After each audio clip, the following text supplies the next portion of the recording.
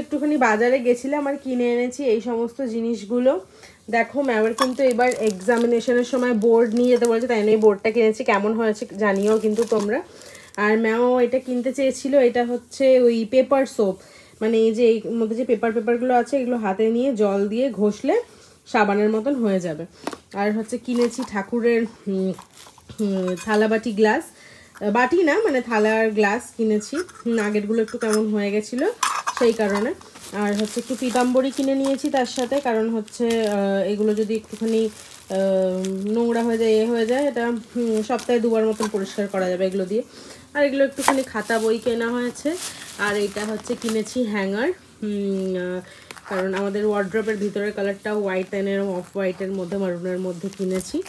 আর হচ্ছে কিনেছি এরকম অয়েল ডিসপেন্সার, এরকম মানে 1 লিটারের এটা অয়েল ডিসপেন্সার। কেমন হয়েছে জানিও।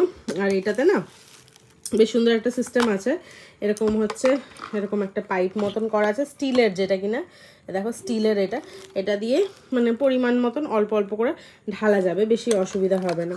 এরকম দু রকম কালারের কিনেছি। এই যে দেখো দুটো, একটা সরষের তেল একটা রিফাইন তেল।